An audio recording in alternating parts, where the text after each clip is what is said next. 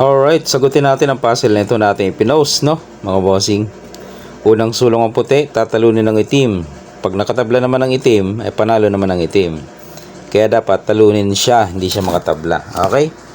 Pataas ang puti, pababa ang itim. Okay, ito, katulad nito, nakaumang na. Pag hindi yan inalis ng puti, kakainin.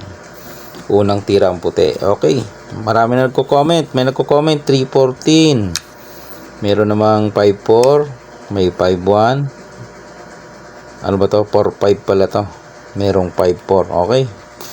Dito muna tayo sa nag-comment ng 314. Bago natin ipakita yung tamang key move, ay doon muna tayo sa mga nag-comment, no, para sagutin natin yung comment.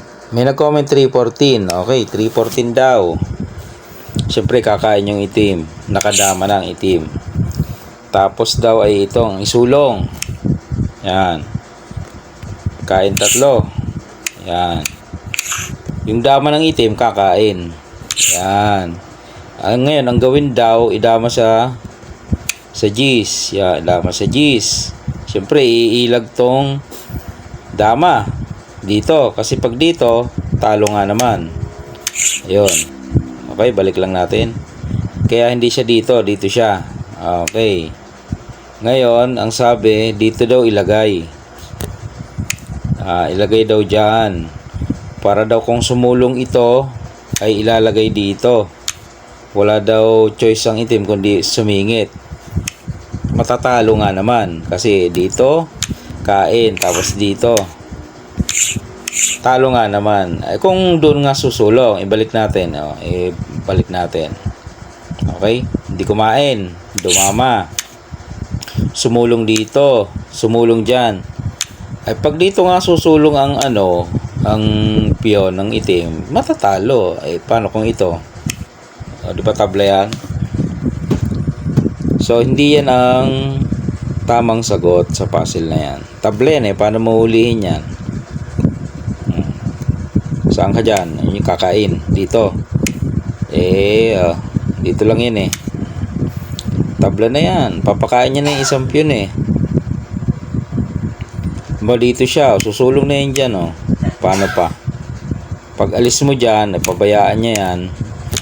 3 versus 1. Tabla. Okay. Balik natin yung position.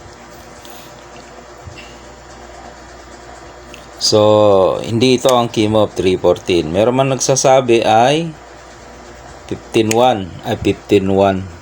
Ano ba yan? 1-5. Sasabay. Kakain lang dito itim Pwede siya kumain dito, pero ito pipiliin niya. Kakain ng puti. Ng ilan? 3. Saka dadama itong black. Paano tatalunin? Ang nangyari, ito pang white ang naghabol ng tabla. Siya pa naipit, baka siya pa ang matalo. Okay, so mali na naman yun. Okay, meron naman dito, yan. Pag dyan naman, kakain lang ang black. Yan. Anong sunod na step? Anong sunod? Dito? Dito lang siya.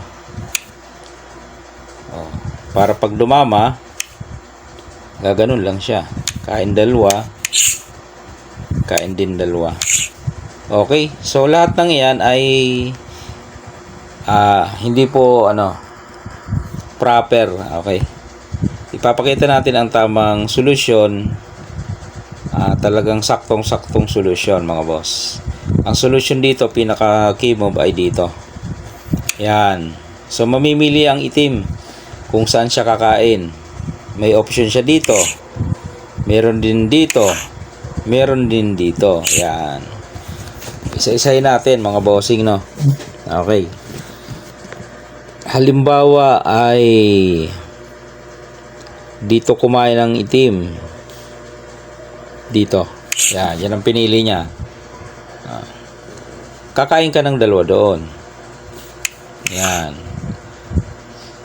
Pagkain doon, pwedeng idama ikain, pwede rin namang Piyon. Mamili siya. Wala namang ano yun eh. Rules mayor dama eh. Pwedeng dama ikain, pwedeng piyon. Halimbawa, dama ikinain, yun ang kanyang pinili. Pupunta dito ang puti. Kakain ngayon itong black. Abante o atras. Kahit saan.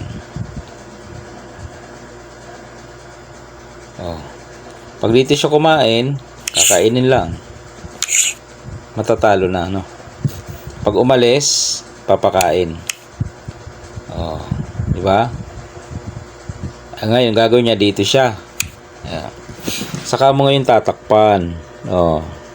Para no choice ang itim, kundi isulong ang piyon. Dito mo yan may apply. Susulong ka dito. Di ba? No choice siya kundi pumasok. Hilahin mo yung dama dito, kakain yung itim, saka mo lalagay dito. Ayun, diyan yan matatalo. Di ba? Doon din na uwi, mga bossing. Yung sa kanina, 314, kulang eh. Kinapos ang timing, kaya hindi siya proper, no?